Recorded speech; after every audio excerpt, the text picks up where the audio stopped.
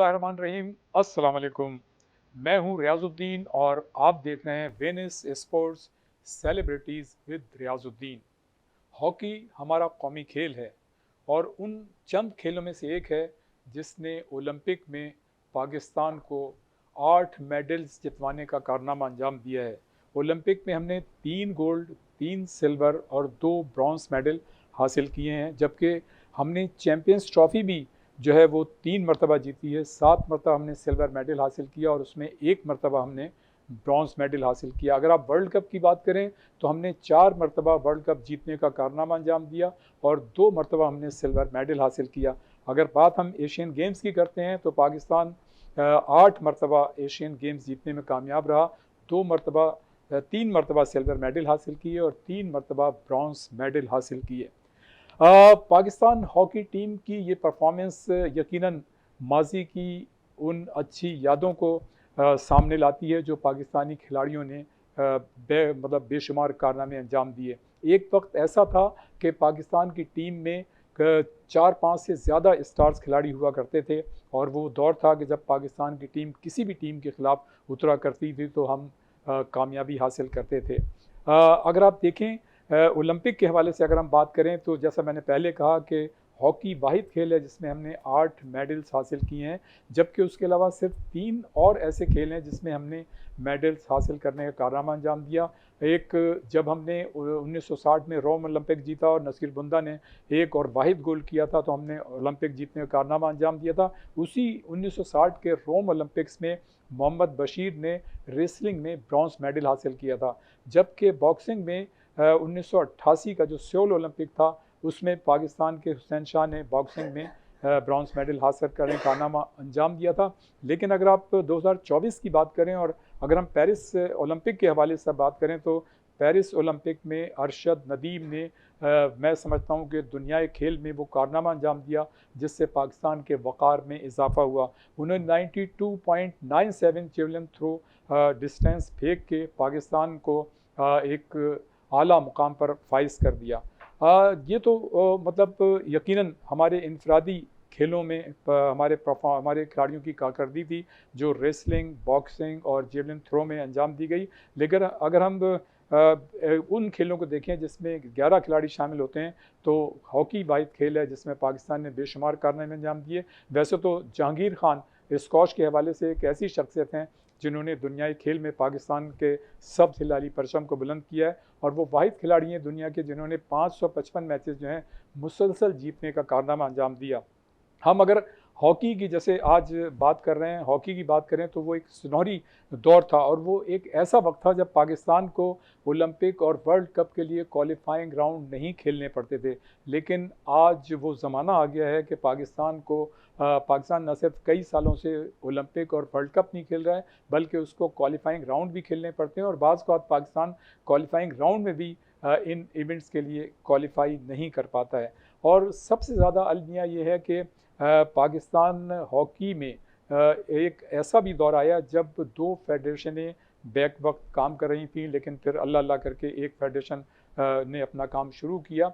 लेकिन उसके साथ साथ वो मरहला भी हमें देखने को मिला कि पाकिस्तान हॉकी फेडरेशन जो है वो बग़ैर सेक्रेटरी के तौर पे काम कर रही है।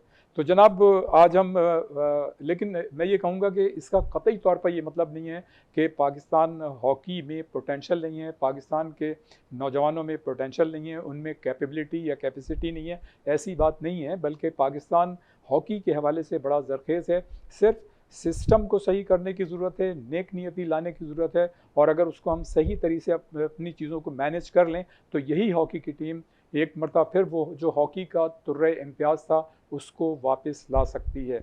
आज हमने ज़ाहिर है हॉकी पे बात करनी है और मुख्तलिफ़ उमूर पे बात करनी है और फिर मैं आपको ये भी बताता चलूँ कि अगले महीने Pakistan hockey team Qatar, Oman में जूनियर एशिया कप खेलने जा रही है और जूनियर एशिया कप में यकीनन पाकिस्तान के लिए टीम के लिए चांस होगा कि अगर वो 6 टीमों में जगह बनाती है तो वो अगले वर्ल्ड कप के लिए क्वालिफाई कर लेगी। तो पाकिस्तान हॉकी टीम के लिए अभी बड़ा चांस है और पाकिस्तान हॉकी फेडरेशन यकीनन उस पर ज़िम्मेदारी आयद होती है कि वो अपनी जूनियर टीम को ज़्यादा बेहतर तरीके से तैयार करे ताकि वो दुनिया हॉकी में पाकिस्तान के सब जिलाली परचम को बुलंद करे और वो जो हमारा माजी का तुर्रे इम्तियाज़ होता था उसको एक मरतबा फिर वापस लाए।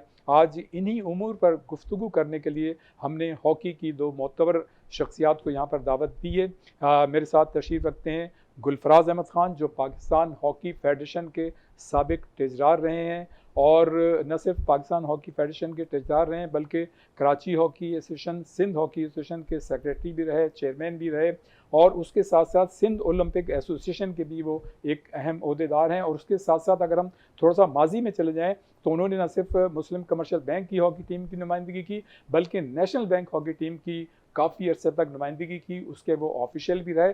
और उससे हट कर अगर मैं थोड़ी सी बात करूं तो वो ऑल पाकिस्तान बैंक्स फेडरेशन के ऑफिसर्स फेडरेशन के वो सेक्रेटरी भी रहे, इस हैसियत से भी उन्होंने काम किया। और हम अगर थोड़ा सा माजी में चले जाएं तो कराची यूनिवर्सिटी के वो जिम खाना सेक्रेटरी भी रहे। तो गुल्लू भाई को मतलब गुल्लू भाई जो कहा जाता है वो हॉकी के हल्के पाकिस्तान में गुल्लू भाई के नाम से मशहूर हैं, जबकि उनका पूरा नाम है गुलफराज अहमद ख़ान। और हॉकी और खेलों से मुतालिक जो लोग हैं वो सब उनको पूरे पाकिस्तान में जानते हैं। गुल्लू भाई बहुत शुक्रिया आप तशरीफ़ लाए। और उनके साथ मौजूद हैं अरशद हुसैन जो पाकिस्तान हॉकी टीम के साबिक इंटरनेशनल खिलाड़ी हैं और 1989 में जो बर्लिन में चैंपियंस ट्रॉफी हुई थी उस पाकिस्तान हॉकी टीम के वो गोलकीपर थे। और बहैसियत गोलकीपर उन्होंने भी न सिर्फ नेशनल बैंक की नुमाइंदगी की बल्कि एक्स्ट्रा ऑर्डनरी परफॉर्मेंस का मुजाहरा किया। वो पाकिस्तान हॉकी टीम के साथ ऑफिशियल्स भी रहे, गैर मुल्की दौरों पे भी गए और उसके साथ साथ सबसे बढ़कर वो नेशनल बैंक के फॉर्मर जो उनका स्पोर्ट्स डिवीज़न था उसके वो हेड भी रहे। अरशद हुसैन साहब अस्सलाम वालेकुम, बहुत शुक्रिया आप लोग यहाँ तशरीफ़ लाए। गुलफराज भाई आपसे मैं गुफ्तगू का आगाज़ करूँगा इसलिए कि हॉकी हमारा कौमी खेल है और नो डाउट जैसा कि मैंने अपने इब्तदाई में कहा कि पाकिस्तान हॉकी की वजह से पाकिस्तान को दुनिया में पहचाना गया और पाकिस्तान की परफॉर्मेंस बड़ी एक्स्ट्रा ऑर्डिनरी रही थी। न सिर्फ पाकिस्तान हॉकी फेडरेशन ने माजी में अच्छी परफॉर्मेंस का मुजाहरा किया बल्कि जब आप ट्रेजरार हुआ करते थे तो उस दौर में भी पाकिस्तान हॉकी टीम की परफॉर्मेंस बहुत अच्छी थी। ये बताइएगा कि इस वक्त जो है एक ऐसा दौर गुजरा है, वैसे तो हमारी दुआएं हैं कि पाकिस्तान हॉकी फेडरेशन के भी हालात अच्छे हों और पाकिस्तान हॉकी टीम भी अच्छी परफॉर्मेंस का मुजाहरा करे। और इसमें कोई शक नहीं है कि हालिया महीनों में, हालिया सालों में हमारी जो कौमी हॉकी टीम ने उसने मैं समझता हूँ कि अपनी हैसियत से बढ़ के परफॉर्मेंस पेश की है और इंडिविजुअल कैपेसिटी में भी खिलाड़ियों ने अच्छी परफॉर्मेंस पेश की और बहैसियत टीम भी उन्होंने अच्छी परफॉर्मेंस पेश की। और अगर पाकिस्तान हॉकी टीम को शिकस्त का सामना करना पड़ा है तो उसमें खिलाड़ियों की गलतियां कम हैं, उसमें मैं समझता हूं कि ऑफिशियल और फेडरेशन पे ज़्यादा जिम्मेदारी आयद होती है। गुल्लू भाई इस वक्त जो है पाकिस्तान हॉकी फेडरेशन जो है वो मसाइल का उसके सामना है और इस वक्त जो है सेक्रेटरी जो है उसके बगैर काम हो रहा है, क्या क्या कहेंगे आप? बिस्मिल्लाहिर्रहमानिर्रहीम, बहुत शुक्रिया। सबसे पहले तो इस वक्त जब आपने एमसीबी का जिक्र किया तो मैं, हमारे एक साथी होते थे अहमद, जी उनका 2 दिन कबल इंतकाल हुआ तो हमें सबको बहुत अफसोस है। अल्लाह ताला उनकी मग़फ़िरत करे। और बहुत अच्छे हमने उनके प्लेयर थे साथ बड़ी हॉकी खेली और अल्लाह ताला बिल्कुल उनको गरीकर रहमत करे और उनके लवाहिकीन को सब्र सब्र जमील जमील अता अता फरमाए। जी बाकी जो बात अभी हॉकी फेडरेशन की हो रही है कि जी बग़ैर सेक्रेटरी के बड़ी अजीब मज़का खेज़ सूरत हाल है। आपके इल्म में सारी बात के पिछले कई सालों से माली बेज़ाब्तियों के हवाले से पाकिस्तान हॉकी फेडरेशन पर इल्ज़ामात लगते रहे और कई सेक्रेटरी थे जो ओहदों पे रहे तो उनके बारे में मुख्तलिफ़ ख़बरें आती रहीं और उसके बाद तहकीकात के भी अहकामात हुए, प्राइम मिनिस्टर ने भी कमेटी बनाई, लेकिन आज तक कोई नतीजा सामने नहीं आया। और आपके इल्म में है कि जब ब्रिगेडियर खालिद सज्जाद खोखर साहब चले गए और नए नॉमिनेशन कर दी, निगरान वज़ीर आज़म अनवारुल हक काकड़ साहब ने नॉमिनेट किया बुगटी साहब को, तारिक मसूरी साहब को नॉमिनेट किया प्रेसिडेंट, तो उनको ये कहा था कि वो स्क्रूटनी कराएं और इलेक्शन वगैरह कराएं। लेकिन उसके बाद तारिक मसूरी साहब ने वही तमाम लोग जो इन तमाम मामलात में मुलव्विस रहे, जिनके ऊपर इल्ज़ामात हैं, मैं कहता हूं कि भाई जब एक इल्ज़ाम है, जब तक उसकी तहकीकात ना हो जाए और उसका फ़ैसला ना हो जाए तो उन लोगों को काम नहीं करना चाहिए और उनको लेके साथ नहीं चलना चाहिए। और इससे पहले आपके इल्म में तमाम ये सूरत हाल पाकिस्तान हॉकी फेडरेशन की कि पाकिस्तान हॉकी फेडरेशन में हैदर हुसैन सेक्रेटरी नॉमिनेट हुए, फिर उसके बाद स्कूटनी का अमल हुआ, इलेक्शन हुए जिसमें हैदर हुसैन सेक्रेटरी जनरल की हैसियत से और ब्रिगेडियर खालिद सज्जाद खोकर साहब जो सदर की हैसियत से बाकायदा मुंतखब हुए। और उन्हीं इलेक्शन के नतीजे में और उसी इलेक्शन की बुनियाद पर अब तक जो सूरत हाल चल रही है पूरे पाकिस्तान में, उसके बाद ना तो कोई ढाक लगा, ना कोई नई स्कूटनी हुई, ना कोई नए इंतखाबात हुए।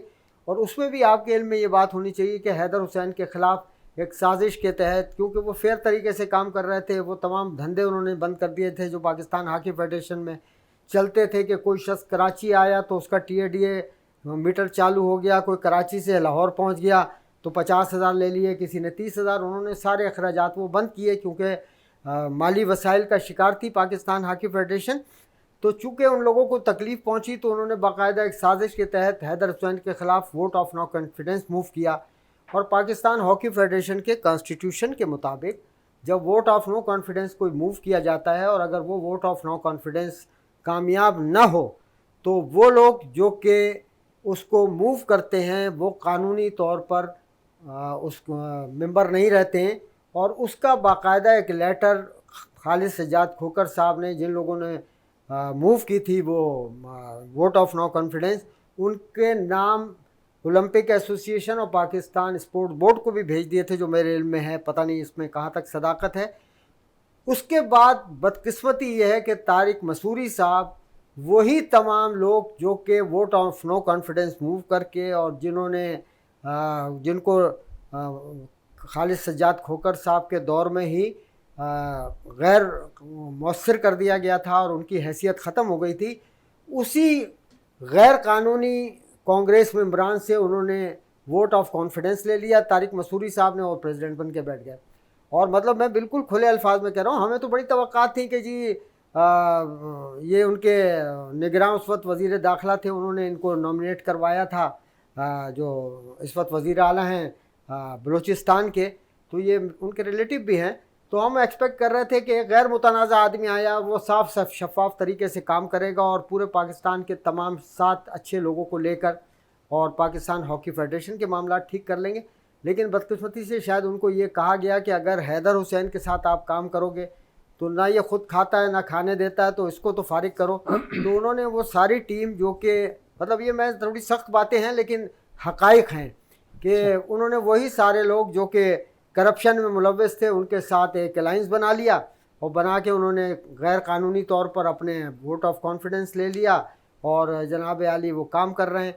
और हैरत की बात है कि हैरत भी है और बदकिस्मती भी है कि पाकिस्तान हॉकी फेडरेशन के जो इस वक्त काम कर रहे हैं सदर की हैसियत से, जिनकी कानूनी हैसियत मैं समझता हूँ नहीं है, और वो हर टूर करते हैं और TADA के मद में लाखों रुपए ले रहे हैं वो, और उनका चाहे इसकी तहकीकात करा ली जाए और लड़कों को डेली अलाउंस नहीं मिल रहा है। तो बच्चे तो बड़ी मेहनत से काम कर रहे हैं और उनकी कोशिश है कि वो अपने मुल्क का नाम रोशन करें, लेकिन उनको सपोर्ट की ज़रूरत है। बिल्कुल गुल भाई, इस पे और भी बात होगी। अरशद हुसैन, आपने जो है पाकिस्तान टीम की नुमाइंदगी भी की। जैसे मैंने बताया कि 1989 की जो बर्लिन में चैंपियंस ट्रॉफी थी उस टीम के आप मेंबर थे, फिर आपने ऑफिशियल भी काम किया और बैंक में भी आप जो स्पोर्ट्स डिवीज़न था उसके हेड रहे। ये बताइए कि मतलब चूंकि आप इंटरनेशनल खिलाड़ी रहे, आपने अपना कैरियर किस तरह से शुरू किया था ताकि हमारे नौजवान हैं उन्हें पता चले कि जिन लोगों ने पाकिस्तान टीम की नुमाइंदगी की है वो किस तरह से ऊपर है।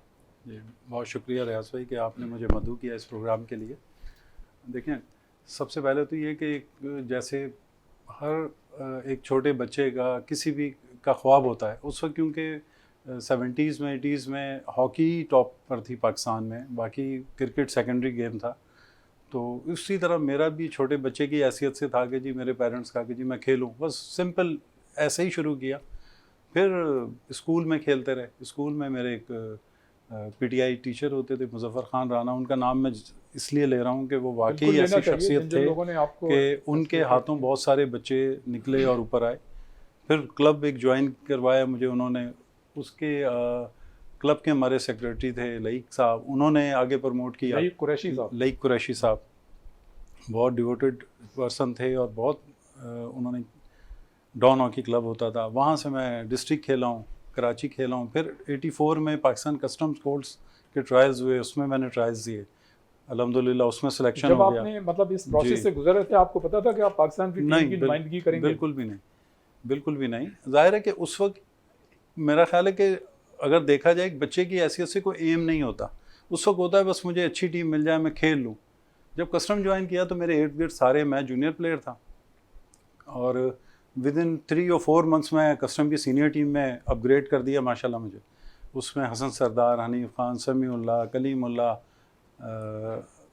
और काफ़ी सारे, रशीदुल हसन, अब इतनी नामी गिरामी शख्सियात थी उस वक्त के, top of the line players थे। ओलंपिक चैम्पियन थी उस वक्त पाकिस्तान टीम। तो मेरे लिए, मुझे तो रात को नींद नहीं आती थी कि सुबह मैंने ट्रेनिंग करनी इनके साथ। अच्छा, आपसे मतलब चूंकि आपने डिवीजन मतलब ये कि स्पोर्ट्स जी। डिवीजन को हेड भी किया है, जी। तो ये तो हमें पता है कि जिस मतलब इदारे से आप वाबस्ता थे उसकी टीम तो काफ़ी अरसे तक अभी चलती रही। जी हाँ। लेकिन हमने देखा कि अर्ली 90s में जब इदारे प्राइवेटाइज हो रहे थे तो अर्ली 90s में ही मुख्तलिफ इदारों और बैंकों की टीमें ख़त्म होना शुरू हो ख़त्म गई होना थी। शुरू। तो आप क्या समझते हैं कि ये एक हेल्थी एक्टिविटी है? इसको तो मतलब डिपार्टमेंट्स की टीमें होनी चाहिए। और मुझे अच्छी तरह याद है कि मीर ज़फ़रुल्लाह खान जमाली साहब, अल्लाह ताला उन्हें गरीक़ रहमत करे, जब वो प्राइम मिनिस्टर थे तो उन्होंने भी एक डायरेक्टिव्स निकाले थे कि वो इदारे जिनकी टीमें ख़त्म हो गई वो अपनी टीमें बनाएं। जी। इसी तरह से हाल ही में शहबाज शहबाज शरीफ साहब शरीफ। ने भी ये एक डायरेक्टिव्स निकाले थे कि टीमें जो हैं वो बने, लेकिन अभी तक टीमें जो हैं वो इदारों ने बनाई नहीं है। देखें, सिंपल सी बात है, जब पेरेंट्स को नज़र आएगा कि हमारा बच्चा पढ़ रहा है और पढ़ लिख के कोई आगे उसका फ्यूचर बनेगा, तो वो उसको स्पोर्ट्स में क्यों आने देंगे? वो अगर कंपैरिजन करेंगे हॉकी, क्रिकेट या अदर गेम्स का, तो कहेंगे क्रिकेट को फोकियत दी जाए क्योंकि क्रिकेट में फाइनेंस इन्वॉल्व है, ग्लैमर है, हॉकी में नहीं है। अच्छा, एक सिर्फ एक जॉब अपॉर्चुनिटी ऐसी थी, अब जो जैसे आपने फरमाया भी कि ये एक चार्म होता था एक दौर में, यूनिवर्सिटी कॉलेजेस में एडमिशन्स होते थे और जॉब होती थी कि एक प्लेयर कोई अच्छा ऊपर आता था तो 10-10 डिपार्टमेंट उसको पिक करने के लिए होते थे कि जी हमारे पास आ जाए। आहिस्ता आहिस्ता वो ख़त्म होता चला गया। फाइनेंस जब तक इसके अंदर नहीं होगा तब तक प्लेयर्स ऊपर नहीं आएंगे।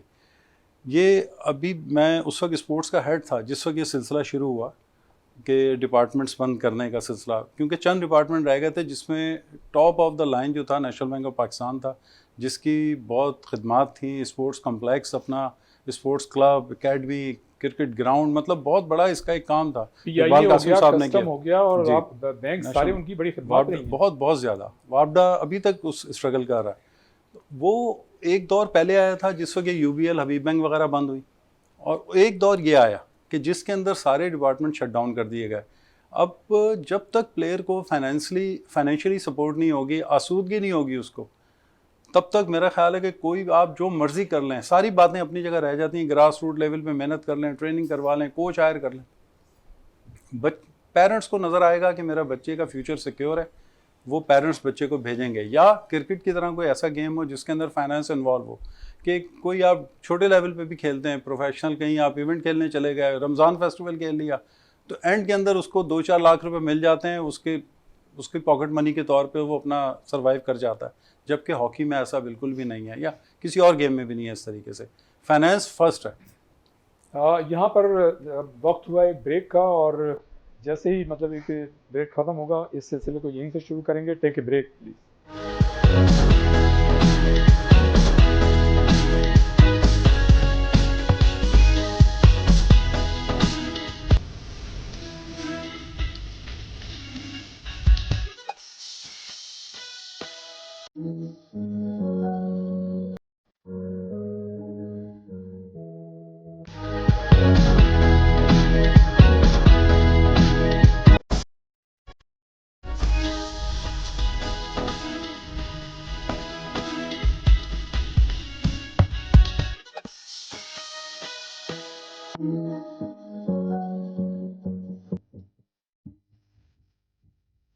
एक मरतबा फिर हम आपको प्रोग्राम में खुशामदीद कहते हैं। और गुलफराद भाई, ये बताइए कि जैसे अभी अरशद हुसैन ने कहा कि मतलब ये सारे मसाइल हैं, जब तक फाइनेंस नहीं होगा, जॉब नहीं होगी, उस वक्त तक कैरियर नहीं होगा। आप क्या समझते हैं? ये चीज़ें तो सारी अपनी जगह हैं, और नो डाउट कि जब जॉब और कैरियर होता था तो हमारी हॉकी ने बड़ा उरूज हासिल किया। आप समझते हैं कि डोमेस्टिक जो हमारी सिस्टम है उसमें भी ख़राबियाँ हैं? देखिए, बात यह है कि पाकिस्तान में जो बुनियादी ज़रूरत है वो इस बात की है कि फाइनेंशियल सपोर्ट मिले बच्चों को, क्योंकि यहाँ वैसी माली आसूदगी नहीं है। जो बच्चे खेलने आते हैं स्पोर्ट्स में, उनकी फैमिलीज़ के पास इतने पैसे नहीं होते कि वो बच्चे को किराया दें और वो ग्राउंड तक आए और जाए।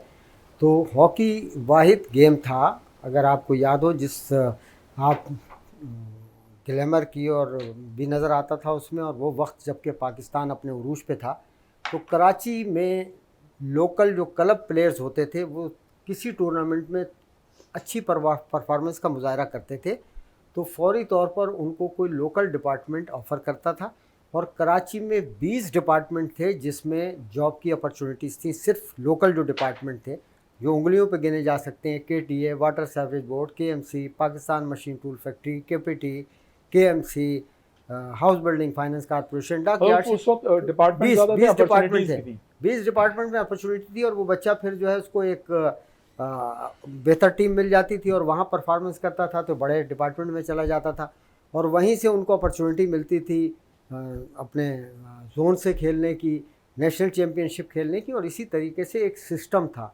लेकिन अभी तो बदकिस्मती ये है कि जूनियर चैम्पियनशिप 4 साल बाद हुई है। बिल्कुल, आपने सही कहा। मतलब मेरा सवाल भी ये है कि एक ज़माना ये था कि जब ज़ाहिर है आप लोग भी, हम लोग हॉकी खेल रहे थे तो कौमी सतह पर एक टूर्नामेंट होता था किसी न किसी शहर में, और रीजनल की सतह पर हर मतलब किसी न किसी शहर में एक क्लबों का टूर्नामेंट होता था, क्लब्स का, और उसके साथ साथ नेशनल चैम्पियनशिप और नेशनल जूनियर चैम्पियनशिप बाकायदगी से हुआ करती थी। तो खिलाड़ी जो हैं पूरे साल उसमें इन्वॉल्व रहते थे, इंटैक्ट रहते थे, तो उनकी एक्सपर्टीज़ भी बढ़ती थी। अब उसके अंदर तो ये था कि जब डिपार्टमेंटों की टीम अभी जो बाकी भी रह गई थी तो कई साल नेशनल चैम्पियनशिप नहीं हुई, जूनियर चैम्पियनशिप 4 साल बाद अभी हुई है। और उस वक्त ये होता था कि ऑल पाकिस्तान टूर्नामेंट इतने होते थे कि पूरे साल लड़के इंगेज रहते थे, रेगुलर प्रैक्टिस उनकी होती थी। अभी जिन डिपार्टमेंटों की टीम हैं अगर सरवाइव जो कर रहे हैं, नेशनल चैम्पियनशिप अगर कई साल बाद हुई तो उनका एक कैंप लग गया, उनको बुला लिया, तो वो फिटनेस लेवल वो नहीं आ सकता प्लेयर्स के अंदर। अब मतलब ये कि जाहिर है कि ये ख़राबियाँ जो हैं, स्कूल हॉकी नहीं है, इंटर स्कूल टूर्नामेंट नहीं हो रहे हैं, इंटर कॉलेजिएट नहीं हो रहे हैं, इंटर बोर्ड हुआ करता था, तो हर जगह जो है वो मामलात ख़राब हैं। और ज़रूरत इस बात की है कि हम यहाँ बैठकर डिस्कशन तो करते हैं कि ये हमारा कौमी खेल है, लेकिन उसकी बेहतरी के लिए ये तमाम चीज़ें तो अपनी जगह हैं। फेडरेशन का झगड़ा और माली बेज़ाब्तियाँ ये अपनी जगह हैं, लेकिन क्या उससे हट कर हम लोग कोई ऐसी एफ़र्ट्स कर रहे हैं? ये तमाम लोगों की ज़िम्मेदारी है जो हॉकी से मुंसलिक हैं, एसोसिएशंस के लोग हैं, हॉकी लवर्स हैं, कि वो इस तरफ सोचें, मिल के काम करें, तवातुर से उसी तरीके से क्लब हॉकी को लाइव करें। और क्लब हॉकी उसी वक्त लाइव होगी जब स्कूल हॉकी होगी। रियाज भाई, आपको याद होगा कि एक इलाके में अगर 5 स्कूल होते थे तो 5 स्कूल की टीम हुआ करती थी, और वही स्कूल के बच्चे फिर ग्राउंडों पे आ जाते थे और क्लब की हॉकी खेलते थे, वहाँ से वो आगे निकल जाते थे।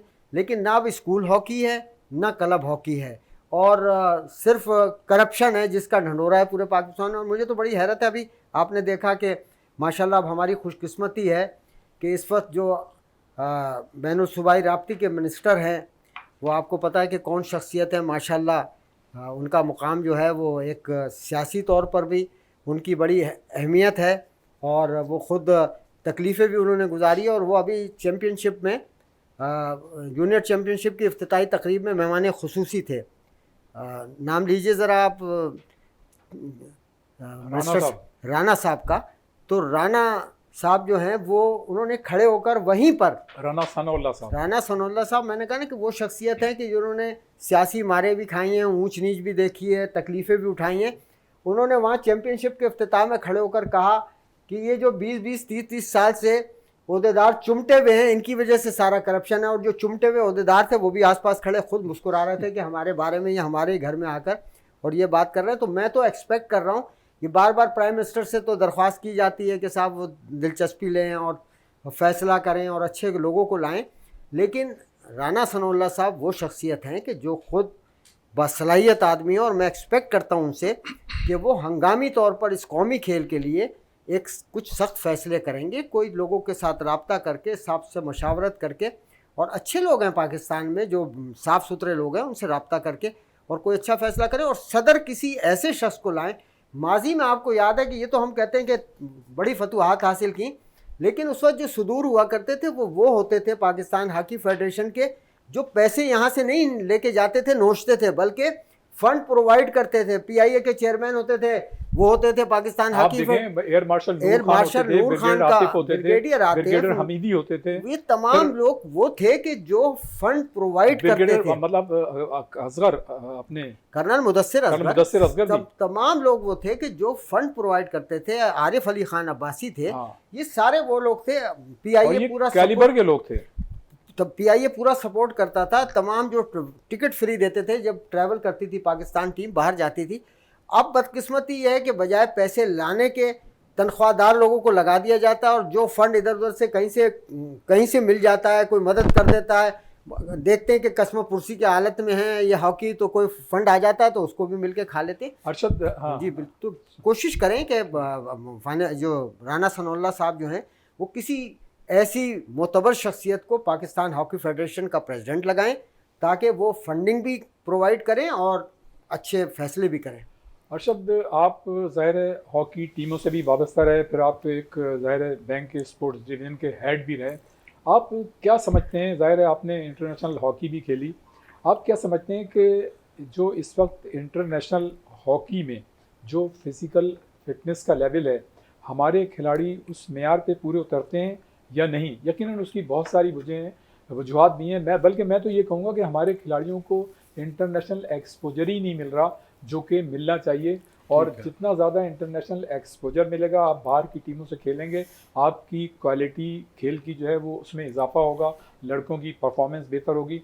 ये तो अपनी जगह है, लेकिन हम उस मेयार को अभी टच नहीं कर रहे हैं। जो हमने हालिया टूर्नामेंट्स खेले हैं, इसमें लड़कों की मैं समझता हूँ ज़्यादा गलती नहीं है। क्या कहेंगे? इसमें देखें रियाज भाई, दो फिटनेस होती हैं नॉर्मली, दो तरह की फिटनेस। एक तो फिज़िकल फिटनेस है, वो वाकई लैक करते हैं उसके अंदर, क्योंकि ये पूरे साल का नहीं, सालों का प्रोसेस होता है। और एक है मेंटल टफनेस लेवल। टफनेस, वो मैं आपको उसी तरफ आ रहा हूँ।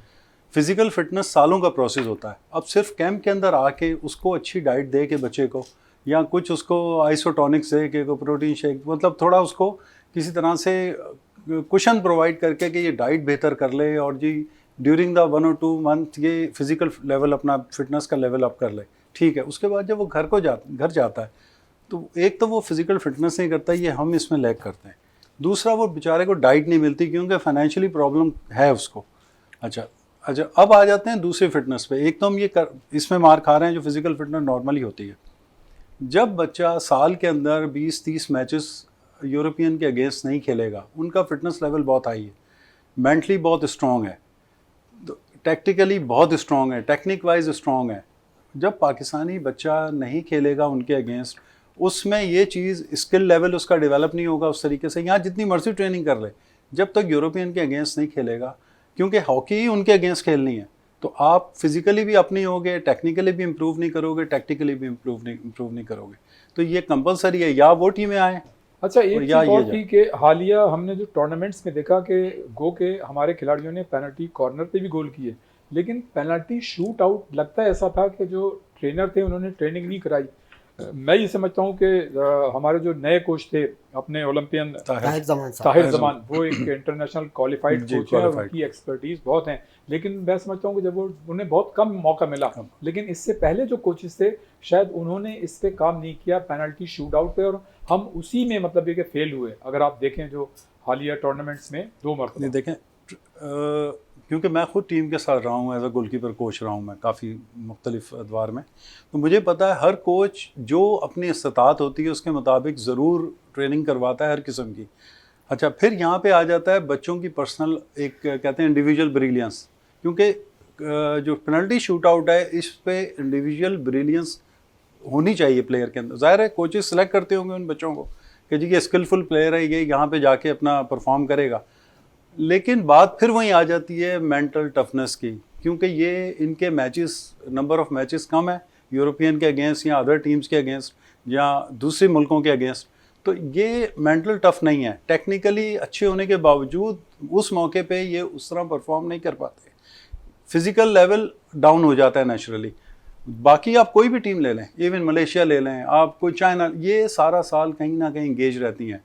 इनका डोमेस्टिक स्ट्रक्चर शायद हम पहले हमारा बेहतर था, अब इनका बेहतर है। आप इनका खेलने का अंदाज़ देखें, वो अपने आप को उन्होंने प्रूव किया और इम्प्रूव किया। हम लोग डाउन गए। लेकिन ये मतलब हकीकत है कि 10-20 सालों में पाकिस्तान हॉकी टीम को मुख्तलिफ वजूहात की बिना पर 9/11 के वाक़े के बाद जी इंटरनेशनल टीमें यहाँ पे नहीं नहीं आई, है, फिर आपके पास इतने फंड्स नहीं फंड्स होते हैं थे कि आप बाहर जा सकें, जी, फिर ये कि बड़ी टीमों से खेल सकें, क्योंकि जब आपकी रैंकिंग कम होती है तो बड़ी टीमें आपसे खेलना पसंद नहीं खेलना करती। गुल भाई, आप ज़ाहिर है कराची यूनिवर्सिटी के जिमखाना सेक्रेटरी भी रहे, उस वक्त जो मतलब स्टैंडर्ड था यूनिवर्सिटीज़ का, आपने भी इंटर यूनिवर्सिटीज़ खेली है, हमने भी खेली है, वो जो स्टैंडर्ड था और अब जो मतलब कॉलेजेस या यूनिवर्सिटी का स्टैंडर्ड है, वो है या नहीं है? नहीं, बिल्कुल इस वक्त तो कुछ भी नहीं है। एक एफ़र्ट ज़रूर होती है, कभी प्राइम मिनिस्टर साहब की तरफ से कोई टैलेंट हंट स्कीम आ जाती है, उसके तहत एक्टिविटीज़ हो जाती हैं, लेकिन तवातिर से जिस तरीके से रेगुलर यूनिवर्सिटी के अंदर, आपको याद होगा कराची यूनिवर्सिटी तो वो जगह थी, और मैं यहाँ से इस प्रोग्राम के वसातत से जो वाइस चांसलर हैं इस वक्त इराकी साहब, उनसे रिक्वेस्ट करूँगा कि कराची खालिद यूनिवर्सिटी, इराकी साहब, खालिद इराकी साहब जो हैं, उनकी मतलब ये कि उनको पास ये मैसेज जाना चाहिए कि कराची यूनिवर्सिटी का वाहिद ग्राउंड था, ग्रासी ग्राउंड, जहां पाकिस्तान हॉकी टीम का कैंप लगता है। लगता था ग्राउंड में। और आज सूरत हाल ये है नबी कि किलाट साहब जिस हाँ, ज़माने नबी में कलाट साहब वहाँ के director director physical physical education education होते थे, और पाकिस्तान टीम के कोच भी थे वो। कोच भी। तो कराची यूनिवर्सिटी यादगारी जगह है जहाँ से कैंप लगता था और मेडल लेके आती थी टीम। आज कराची यूनिवर्सिटी में हॉकी ग्राउंड न होने के बराबर है। इतना बड़ा इंफ्रास्ट्रक्चर है कराची यूनिवर्सिटी का, इतने स्टूडेंट्स, बच्चे और बच्चियां वहाँ पर तालीम हासिल करने आते हैं, तो वहाँ जो एक्टिविटीज़ होनी चाहिए थी वो नहीं है। प्राइवेट सेक्टर में अपनी एफर्ट करके कुछ यूनिवर्सिटी जो है मैनेज कर लेती हैं, HEC उन्हीं को फिर इवेंट देती है। तो जो सरकारी यूनिवर्सिटी होती है जैसे कराची यूनिवर्सिटी है, उसका एक अहम रोल होता था, और कराची यूनिवर्सिटी से प्लेयर्स निकलते थे मुख्तलिफ गेमों में, खाली ये हॉकी के अंदर नहीं, क्रिकेट में, फुटबॉल में कराची यूनिवर्सिटी का बड़ा रोल होता था। तो मैंने तो कहा ना कि बुनियादी तौर पर तो स्कूल के ऊपर तवज्जो देने की ज़रूरत है। जितनी एसोसिएशंस हैं वो कोशिश करें कि सूबाई सतह पर अपनी जो वहाँ के अरबाब इख्तियार हैं उनसे रब्ता करके, और इंटर स्कूल टूर्नामेंट जो है मुतवातिर से, आपको याद होगा कि पिछले सालों से हम नहीं देख रहे हैं कि कोई अच्छा इंटर स्कूल टूर्नामेंट मुनक्कद हुआ। केचे पे 1-2 टूर्नामेंट ज़रूर हुए, हैदर हुसैन ने अपनी सेक्रेटरीशिप का कराया। कदीर होते थे, कदीर भाई होते थे, वो एक बेचारे मैनेज करते थे, कुछ 6-7-8 स्कूल अरेंज करते थे। लेकिन आपको याद होगा कि जब हम और आप स्कूल में थे तो उस वक्त कराची में हर स्कूल में टीम होती थी, सरकारी स्कूल जितने थे, और सैकड़ों स्कूलों की टीम थी। तो 10 या 8 टीमें अगर इतने बड़े शहर में, जब उस वक्त आबादी मेरे ख्याल में कराची की 25 लाख होगी, और आज 3 करोड़ से आबादी का ज़्यादा शहर है, तो वहाँ पर अगर 8 स्कूलों की टीमें या 10 स्कूलों की टीमें पार्टिसिपेट करें तो वो इंटर स्कूल होना और ना होना बराबर है। अच्छा अरशद भाई, ये बताइए कि जो कोचेस हम गैर मुल्की कोचेस लेके आते रहे, वो तजर्बा एक हद तक तो सही था। जो फॉरेन कोच आते थे उन्होंने यकीनन, वो इंटरनेशनल क्वालिफाइड कोच थे, उन्होंने भी बेहतर सर्व किया। लेकिन ये अच्छा नहीं है कि हम अपने जो क्वालिफाइड कोचेज हैं, जैसे ताहिर जमान है, उनकी एक्सपर्टीज़, उनका एक्सपोजर ज़बरदस्त है, अगर वो टीम के साथ रहें, या इस तरह के दूसरे हैं, कमर इब्राहिम भी एक अच्छे कोच हैं, वो भी क्वालिफाइड कोच हैं, और भी हैं। तो क्या समझते हैं कि हमारे पाकिस्तानी कोचिज़ को भी मतलब फेडरेशन को चाहिए कि वो वक्त दे और टीम के साथ उन्हें सर्व करने का मौका दे? क्या जी जी रियाज भाई, बिल्कुल ठीक कह रहे हैं आप। देखें, अब ये इल्म है, मतलब जैसे डॉक्टर हैं या इंजीनियर हैं, XYZ कोई भी ले लें, ये भी तालीम है, कोचिंग भी। अब दूसरा कोच आएगा बाहर से, उसको आप पैसे बहुत देंगे, ज़ाहिर है अपने चार्जेस लेगा बहुत ज़्यादा। उसके बाद आप उसको 2-3 साल 4 साल के लिए देंगे, उसकी वो डिवोशन के साथ उतना काम नहीं करेगा जितना एक पाकिस्तानी के साथ रह के काम करेगा। दूसरी बात, लैंग्वेज बैरियर। अब कोई अंग्रेज़ आएगा, आप यहाँ पे कोई इंटरप्रेटर रखेंगे साथ, वो जो बयान करे, वो जो बताएगा, ट्रेनिंग बताएगा या कोई उसमें गाइडेंस देगा, वो जो तर्जुमा करेगा उसका इंग्लिश टू उर्दू, वो उतना बेहतर नहीं होगा, उसमें कहीं ना कहीं उसको फ़र्क आ जाता है। उसकी बनिस्बत पाकिस्तानी कोचेस क्वालिफाइड है, ताहिर जमान क्वालिफाइड है, और होने चाहिए साथ, और इसको टीम बनानी चाहिए। अच्छा, ज़रूर इन्हीं को कंटिन्यू करना चाहिए। और सबसे बड़ा लैग जो करता है पाकिस्तान, जब आप एक गोरे कोच को तो 2-3 साल के लिए कॉन्ट्रैक्ट करके आप दे देते हैं टीम, तो वाई नॉट पाकिस्तानी? आप पाकिस्तानी कोच को 3 से 4 साल के लिए टीम दें, जूनियर दें, सीनियर दें, उसके बाद अकाउंटेबिलिटी हो और देन अगर वो नहीं कर पाता प्रूफ तो ठीक है, उस पर रेड लाइन मार दें, लेकिन उसको टाइम तो दें उतना। अब यहाँ पे क्या होता है कि टीम दी गई उसको, फेडरेशन आई, उसको वो नहीं लाइक करता, फेडरेशन चेंज हो गई, वो कहते हैं नहीं जी ये नहीं है, यहाँ रिजल्ट आ गया ख़राब, वो आते ही उसको बाहर कर दिया। नहीं यार, उसको टाइम दें पूरा, आप 3 से 4 साल का टाइम दें, वो समझे, और वो ज़्यादा इजी होगा। वो उसको उर्दू में भी समझाएगा तो पंजाबी में भी समझाएगा तो पश्तो में भी समझाएगा, जो होगा वो उस लड़के के लिए लैंग्वेज बैरियर नहीं रहेगा, वो इजी फ्री होकर बात करेगा अपने कोच से। और सारी वही उसके पास भी नॉलेज है, पाकिस्तानी जो कोचेज़ हैं ट्रेंड हैं, जो एक यूरोपियन कोच के पास होती है। बिल्कुल, ये गुफ्तगू जो है जारी रहेगी। यहाँ पर वक्त हुआ एक ब्रेक का, और ब्रेक के बाद फ़ौरन वापस आते हैं और यहीं से इस सिलसिले को शुरू करते हैं।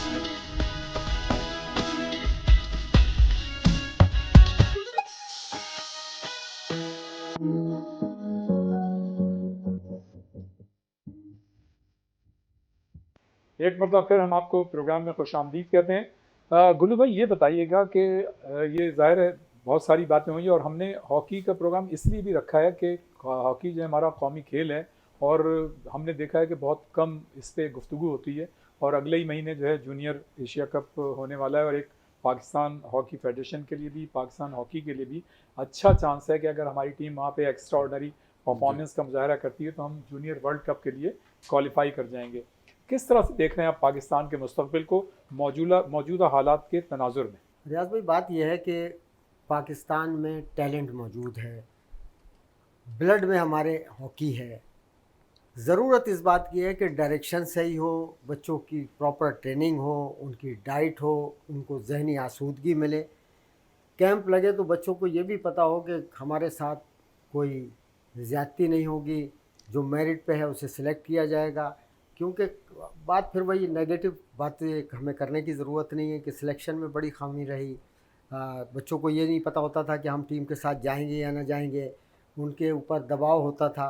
तो फ्रीली कैंप लगाएं, मेरिट पे टीम सेलेक्ट करें, और जब नेक नियति से काम करेंगे तो मैं नहीं समझता। अभी आपने कहा कि सीट खाली है, सेक्रेटरी के बगैर काम हो रहा है, कोर्ट ने स्टे दिया हुआ है, हैदर हुसैन जो हैं वो, उनको कोर्ट ने आर्डर दिया हुआ है, और वो तो मैं समझता हूँ कि अगर मुनासिब समझते तो ये जो तारिक मसूरी साहब हैं वो हैदर को कांटेक्ट करते। यहाँ पे अभी जो जूनियर चैम्पियनशिप हुई उसमें सिंध में एक ऐसे शख्स को नॉमिनेट कर दिया गया, और उसने टीम बनाई कि सिंध की टीम ने 14-14 तो 16-16 गोल खाए, और उसने अपने तौर पर एक टीम बना के भेज दी। जो बच्चे थे सिंध के जूनियर चैम्पियनशिप में, उन्हें पार्टिसिपेट करने का मौका नहीं मिला।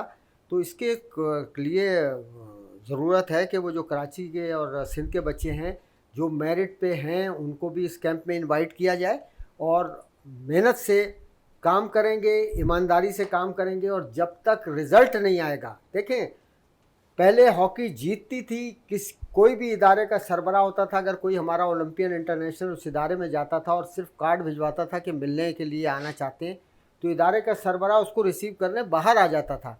और आज हमारी उसी हॉकी के लिए कोई अगर किसी इदारे में बंदा जाता है तो वो सोचते हैं कि शायद ये सारे इसी मिजाज के लोग हैं, और मिलने से इनकार कर देते हैं, फ़ंड प्रोवाइड नहीं करते। तो प्राइवेट सेक्टर में जो इदारे हैं उनमें से किसी भी शख्स को नॉमिनेट किया जाए, प्रेसिडेंट, फ़ंड प्रोवाइड किए जाएं, और प्रॉपर तरीके से अगर हॉकी के ऊपर तवज्जो दी जाए तो कोई वजह नहीं कि पाकिस्तान जो उसका खोया मकाम है, चाहे वो जूनियर इवेंट में पार्टिसिपेट करने टीम जाए या सीनियर में। अभी कई लड़के हैं जो स्लिप कर गए, उनके बारे में आया कि साहब उन पर पाबंदी लग गई, लेकिन वो क्या वजूहत थी? सबका मामला ये थे कि उनको डेली नहीं मिल रही थी, उनको फैसिलिटी नहीं मिल रही थी। अगर उनको अपने मुल्क में उससे ज़्यादा फैसिलिटीज़ हम प्रोवाइड करें, जो बाहर जाके वो कोई लीग खेल रहे हैं, किसी से कांटेक्ट कर रहे हैं, तो वो बच्चे अपने मुल्क के लिए खेलेंगे। हमें अपने बच्चों पर एतमाद है, हमें अपने बच्चों पर फ़ख्र है, लेकिन हमें उनको अपॉर्चुनिटी देनी चाहिए। अरशद हुसैन, हमने ये देखा कि हमारे वो खिलाड़ी जिन्होंने दुनियाई हॉकी में बड़ा नाम कमाया, सुहेल अब्बास 348 गोल, एक साल में फास्टेस्ट हैट्रिक्स, वो मतलब पाकिस्तान हॉकी में कहीं नज़र नहीं आते और उनकी खिदमत जो है ज़ाहिर है हमें पेनल्टी कॉर्नर को बेहतर बनाने की बड़ी ज़रूरत है। क्या वजह है कि इस तरह के खिलाड़ी जो है पाकिस्तान हॉकी फेडरेशन के साथ नहीं है या काम नहीं कर रहे हो? मेरा ख्याल है, देखें, एक तो ये कि हमारे यहाँ पे एक्सेप्टेंस नहीं है। हमारी जो भी फेडरेशन होती है या लोग होते हैं या मतलब जो टॉप पर जो रह के काम कर रहे हैं, मतलब परफॉर्मेंस एक्स्ट्रा ऑर्डिनरी रही है, उनको इज्जत देनी चाहिए, इज्जत देनी के साथ लाना चाहिए उनको। एक्सेप्टेंस इन द सेंस मैं बताना चाह रहा हूँ आपको कि वो पहले तो उस प्लेयर की उसकी काबिलियत को एक्सेप्ट करेंगे, जी ये प्लेयर इसने ये कारनामा अंजाम दिया है और ये ट्रेन कर सकता है। अब उसमें एक सुहेल अब्बास तो मलेशिया की टीम के साथ, अभी वो मलेशिया की टीम फ़ायदा उठा रही है, उनकी फेडरेशन फ़ायदा उठा रही है, हम नहीं उठा रहे। इसी तरह सलमान अकबर, मैं ख़ुद गोलकीपर रहा हूँ, मेरे साथ काम किया, मैंने ट्रेनिंग की है सलमान अकबर पे 2008 ओलंपिक्स में, 2013 एशिया कप में। इस वक्त वो जेन्युइनली बहुत अच्छा कोच है, गोलकीपर कोच है। उसको हॉलैंड में वो अपनी एकेडमी चला रहा है। सलमान अकबर को अप्रोच करना चाहिए। ताहिर को यहाँ ठीक है, उन्होंने टीम दे दी, सलमान अकबर को अप्रोच करें, सुहेल अब्बास को अप्रोच करें। इस तरह के और जो लोग हैं जो एक्स्ट्रा ऑर्डिनरी परफॉर्म करते हैं या जो बाकायदा ट्रेंड कोचेज़ हैं, उनको लाना चाहिए। देखें, ये इल्म है, ये यहाँ लाएं और उससे फ़ायदा उठाएं। अब ना कि किसी ना किसी वजह से यहाँ पे किसी अनट्रेंड कोच को या ऐसे सिर्फ अपने ताल्लुकात की बुनियाद के ऊपर किसी को टीम के साथ अटैच कर देना, ये भी बददियानती में शामिल होता है कि एक वो कोच या वो टीम ऑफिशियल जो इस काबिल नहीं है कि वो पाकिस्तान टीम को लेके रन कर सकें, सरवाइव कर सकें, उनको ट्रेन कर सकें, तो ये भी बददियानती है। तो ऐसा नहीं करना चाहिए। जो क्वालिफाइड कोचेज़ हैं उनको ज़रूर लाएं और 3 से 4 साल को उनको टाइम दें। अच्छा, जूनियर जो एशिया कप हो रहा है उसके लिए क्या कहेंगे? ज़ाहिर आप टीमों के साथ वाबस्ता रहें, कतर में हो रहा है, तो अब मैं समझता हूँ बड़ा चांस है पाकिस्तान। बिल्कुल चांस। देखें रियाज भाई, उस सूरत में है कि नंबर 1 ईमानदारी से, जैसे गुलफराज भाई ने कहा, ईमानदारी से सिलेक्शन हो, उसके बाद प्रॉपर ट्रेनिंग हो, टाइम दिया जाए, और सबसे बड़ी बात फाइनेंशियली आसूदगी हो। माली आसूदगी बच्चों को तो होगी, तो जहनी आसूदगी भी होगी। तो बच्चे मेरा ख्याल है ज़्यादा बेटर परफॉर्म करेंगे। और ये अच्छा मौका है कि 6 टीमों ने क्वालिफाई करना है, टॉप 6 ने, तो ये पाकिस्तान कर सकता है, लेकिन सिर्फ उसी सूरत में करेगा अगर ये सारी चीज़ों पे अमल करेंगे। अच्छा, एक और बात, मैं ये इस प्लेटफॉर्म से मैं ज़रूरी समझता हूँ कि मैं अपना पॉइंट ऑफ व्यू दूँ इस पर। जब हमारे यहाँ ये बदकिस्मती रही है कि जब जूनियर टीम के ट्रायल्स होते हैं तो सब ओवर एज बच्चा हमारे यहाँ सेलेक्ट होता है। ये बड़ा इशू है, ये इतना बड़ा इशू है सारे खेलों में, और सब ये फेडरेशंस मानती हैं, लेकिन उसके बावजूद इस पर कोई एक्शन नहीं लेते।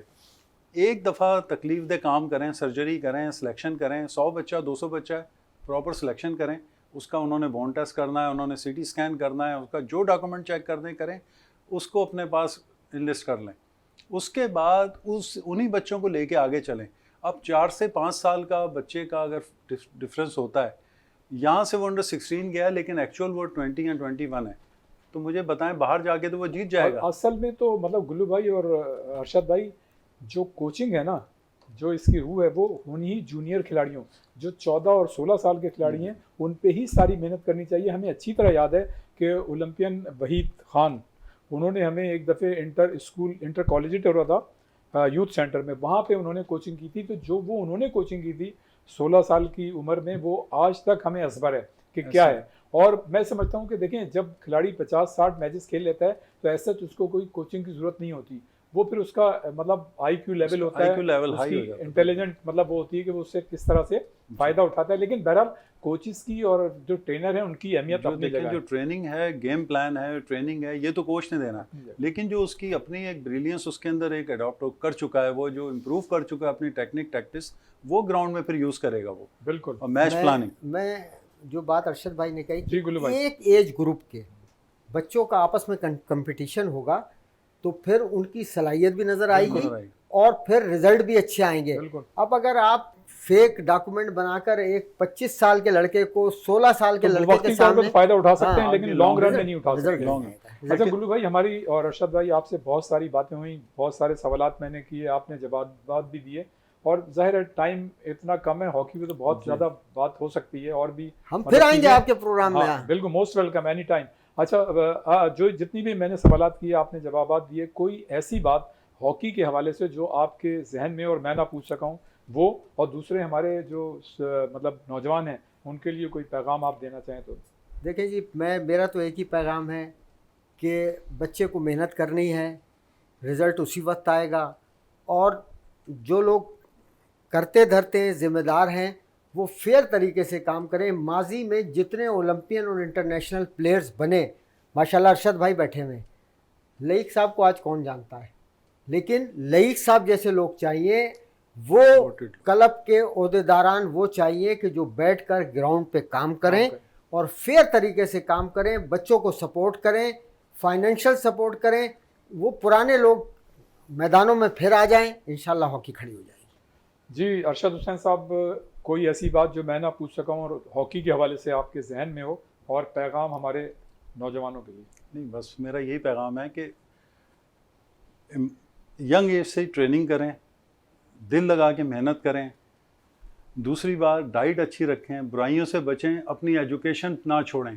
एक बदकिस्मती हमारे पाकिस्तान की है कि जो बच्चा थोड़ी सी भी बेहतर हॉकी खेलना शुरू करता है, सबसे पहले वो अपने स्कूल बैग को साइड में रखता है। अपनी खुदा का वास्ते अपने एजुकेशन कंप्लीट करें। उसका जीता जागता सबूत मैं हूँ। मैंने जब बैंक ज्वाइन किया तो मैं उस वक्त ही ग्रेजुएट था, बाद में मैंने मास्टर्स किया, उसका मुझे बेनिफिट मिला, मैं स्पोर्ट्स का हेड हो गया बाद में।